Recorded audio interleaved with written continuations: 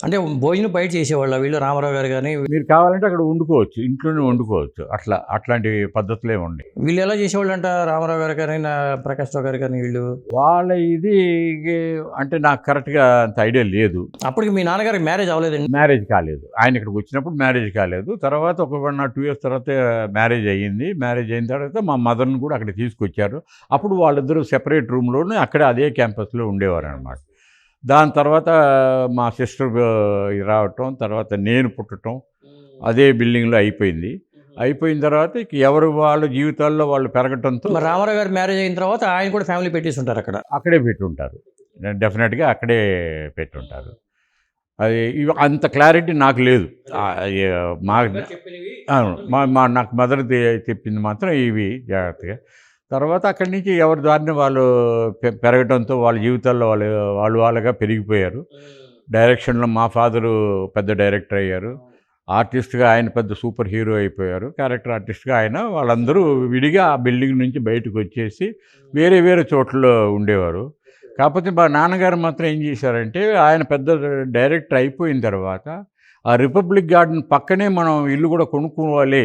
ఆహా! ఆ రోడ్ మనకి కలిసొచ్చింది అని చెప్పేసి అక్కడే వాళ్ళ లక్కీగా అప్పుడు ఆ రోజుల్లో ఏదో జరిగితే ఒక 5 గ్రౌండ్లు చెన్నైలో మేము గ్రౌండ్ అంటాం. 5 గ్రౌండ్లు కొన్నారనమాట. కొని అక్కడ ఇల్లు కట్టి గృహప్రవేశం చేసి 1962 అనుకుంటా. 1962లో 10 ఇయర్స్ పీరియడ్లో అక్కడికి వచ్చేసాం అనమాట. ఆ ఇంట్లో వచ్చేసాం. దాని తర్వాత నాకు అప్పుడు 10 ఇయర్స్ అయింది. ఆ 10 ఇయర్స్ తర్వాత నాకు వీళ్ళ పిల్లలతో కూడా కొంచెం పరిచయం అయింది. రామారావు గారి పిల్లలతో. రామకృష్ణ అంటే ఇప్పుడు కీర్తిశేషులు ఆయన లేరు. అవును. వాళ్ళ అబ్బాయి ఎలా ఉండేవాడండి అసలు? అంటే ఆయన కానీ ఉండుంటే ఆయన ఒక పెద్ద సూపర్ హీరో అయిపోయేవారు అండి. చాలా యాక్టివ్ పర్సను.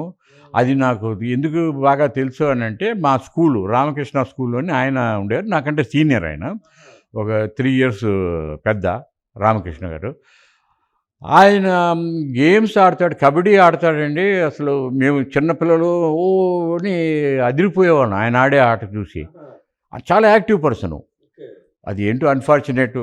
అందంగా రామారావు గారిలాగా అందంగా ఉండేవాళ్ళా? చాలా అందంగా ఉండేవాడండి. ఒక హీరో లాగానే ఉండేవాడు అప్పుడు. అన్ఫార్చునేట్ చాలా పెద్ద ఇది. అందరికీ మాకు చిన్నప్పుడు అంటే చచ్చిపోతే ఏంటని బాగా తెలియకపోయినా మేము ఫీల్ అయ్యినాం. అయ్యో! మన స్కూల్ మేటు పెద్దగా ఆడేవాడు ఆయన రామారావు గారు అబ్బాయి ఇట్లా అయిపోయింది ఏంట్రా అని మేమంతా మా ఫ్రెండ్స్ మాకు తెలిసిన విధంగా మేము ఫీల్ అయ్యామన్నమాట.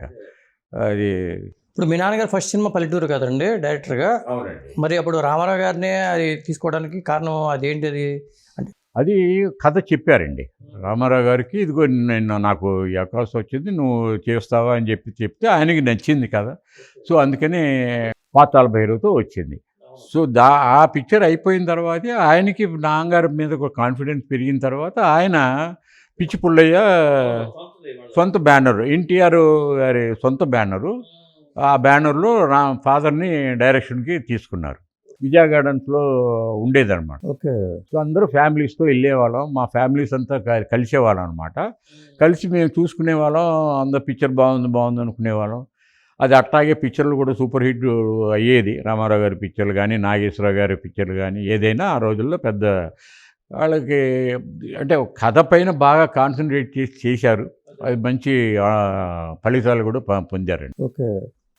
అంటే మ్యారేజ్ అయినప్పుడు మీ అమ్మగారు కూడా ఫ్రెండ్లీగా ఉండేవాళ్ళ బసవరామ తారకం గారితో? బాగా ఫ్రెండ్లీ అండి. చాలా క్లోజ్గా ఉండేవారు. ఆవిడ చాలా ఆప్యాయతగా ఉండేది. చాలా ఇది. మీ అమ్మగారు సొంత ఊరు ఏ ఊరండి? ఇందుపల్లి అండి. ఇందుపల్లి కృష్ణా జిల్లాలో. వీళ్ళేమో కమరవోలు. అవునండి. మా ఫాదర్ది కపిలేశ్వరపురం. అది ఈయనది నిమ్మకూరు. అన్ని కృష్ణా జిల్లాలోనే అన్ని దగ్గరండి. విజయవాడకి అటు ఇటు అంతే. అందరూ అందుకని కృష్ణా జిల్లాలోనే బాగా ఇదిగా ఉండేవారు. బట్ ఆవిడ చాలా ఇదిగా ఉండారు ఆప్యాయత. అట్లాగే వాళ్ళ పిల్లలతో కూడా బాగా అనుభవాలు ఉండేది. వాళ్ళు అయిపోయిన తర్వాత రామకృష్ణ గారి కన్నా నాకు జయకృష్ణతో మా క్లాస్మేట్ అంటే నా స్కూల్ కాదు, వేరే ఫ్రెండ్స్ అనమాట. బాగా క్లోజ్గా ఉండేవాళ్ళం. జయకృష్ణతో అనుభవాలు చాలా గమ్మత్తుగా ఉండేవి. వాళ్ళు బసవప్పం గారు ఎప్పుడైనా మా ఇంటికి వచ్చేవారు, పిల్లల్ని తీసుకుని వచ్చేవారు. వాళ్ళు వచ్చినంటే మాకు చాలా ఇదనమాట రిలీఫ్. చదువు ఉండదు ఈరోజు, వీళ్ళతో ఆడుకోవచ్చు అనుకునేవాళ్ళం. ఏ పిల్లవాడని అట్టగా అనుకుంటాడు, ఫ్రెండ్స్ రిలేటివ్స్ ఏదైనా వస్తే. సరే వచ్చినంటే మేము జయకృష్ణ తీసుకెళ్ళి పైకి వెళ్ళిపోతాం రూమ్కి, ఆ దిండులు పెట్టుకుని కొట్టుకునేవాళ్ళం అనమాట. ఇది బాగా గుర్తు నాకు. ఓకే. అంత క్లోజ్గా ఉండేవాళ్ళం ఫ్రెండ్స్. మేము వాళ్ళ ఇంటికి వెళ్ళేవాళ్ళం. అప్పుడు వాళ్ళ బజులా రోడ్లో ఉన్నాయి. బస్సులో రోడ్లోనే ఉండేదండి వాళ్ళది. ఆ ఇంటికి మేము వెళ్ళేవాళ్ళం. ఒక వారం వాళ్ళు వస్తూ ఉంటే ఒక వారం మేము వెళ్ళేవాళ్ళం. అట్లా వెళ్తూ ఉండేవాళ్ళం. అంత ఇదిగా ఉండేది. అంటే ఆదివారం ఇక అట్లా వెళ్ళేవాళ్ళు. అవునండి, అది బాగా ఇదిగా ఉండేవాళ్ళం. వాళ్ళ కూతుళ్ళు లోకమ్మ గారిని, మనం పురంధేశ్వరి గారిని, భువనేశ్వరి గారిని వీళ్ళందరూ బాగా, ఇప్పుడు అది వదిలేసి మా మదర్తో ఎంతో ఇదిగా ఉంటారు. మా సిస్టర్తో వీళ్ళందరూ చాలా ఆప్యాయతగా ఉంటారు. ఓకే, క్లాస్మేట్స్ బహుశా. బాగా క్లోజ్గా ఉంటారు. నాకు చాలా సంతోషంగా ఉంటుంది చూస్తూ ఉంటే. ఇవన్నీ ఇంకా they are carrying on like that. అది ఒక మంచి పద్ధతి అనే ఒక ఇది అనిపించింది నాకు. ఇంకా తొలి రోజుల్లో ఎన్టీ రామారావు గారు ఎదిగిన విధానం గురించి చెప్పాల్సి వస్తే మీ నాన్నగారు కానీ ఎవరు ఏం చెప్పేవాళ్ళు? వాళ్ళు ఫ్రెండ్షిప్తో పాటు సక్సెస్సు, వాళ్ళ హార్డ్ వర్క్తో పాటు అది వాళ్ళు కలిసిపోయారు, బాగా కలిసిపోయారు. వాళ్ళు జయమ్మందే కానీ ఇంకే చాలా ఉన్నాయండి వాళ్ళతో పిక్చర్స్ చెప్పాలి. సో కాకపోతే మా నాన్నగారిది ఏమైందంటే కెరీరు తెలుగులో కన్నా ఇటు కాన్సన్ట్రేషన్ తమిళ్, హిందీకి వెళ్ళిపోయింది. ఒక సక్సెస్ ఇక్కడ తీసుకొచ్చారు. తెలుగులో ఒక పెద్ద డైరెక్టర్ని ఇల్లరికం ఇవన్నీ తీసుకొచ్చి తర్వాత మళ్ళీ అదేమైంది, ఇల్లరికం హిందీకి వెళ్ళింది. సో హిందీలో సూపర్ డూపర్ హిట్ అవడంతో అక్కడ పెద్ద డైరెక్టర్ అయిపోయారు. ససురాలు, అమరాహి, బహురాణి, బహుబేటి అని వరుసగా అక్కడ ఒక 30-40 పిక్చర్లు హిందీలో అయ్యాయి. ఓకే. సో అట్లా కొంచెం ఇదయ్యింది. తర్వాత మళ్ళీ ఆయన పిక్చర్లు చేద్దాం, మనం తెలుగులో చేయాలి అనేసి అనుకున్నప్పుడు నేను అప్పుడు 18 years 20 yearsకి వచ్చేసాను. అప్పుడు బాబు మనం రామారావు గారితో పిక్చర్ స్టార్ట్ చేద్దాం అని చెప్తే, మీకైతే డెఫినెట్గా ఇచ్చేస్తారు నాన్నగారు అంటే, సరే వెళ్ళి కలుద్దామని చెప్పి తీసుకెళ్ళారు. ఆయన గురించి నాకు అప్పుడు ఆయన్ని యాజ్ అ ప్రొఫెషనల్ అంటే అమెచ్యూర్ ప్రొఫెషనల్గా రామారావు గారి ఇంటికి వెళ్ళాను. వెళ్ళిన తర్వాత పిల్లలు అప్పుడు రామకృష్ణ గారు ఆయన వెళ్ళిపోయాడు అయిపోయింది. తర్వాత మన ఆయన దగ్గరికి వెళ్ళేటప్పుడు ఎన్ని గంటకి వెళ్ళామంటే 4:30కి తెల్లవారుజామున వెళ్ళాలి. నేను ఆశ్చర్యపోయేవాడిని. అడిగాను మా నాన్నగారిని, ఏంటండి 4:30కి లేపుతున్నారు, నిద్ర వస్తుంది?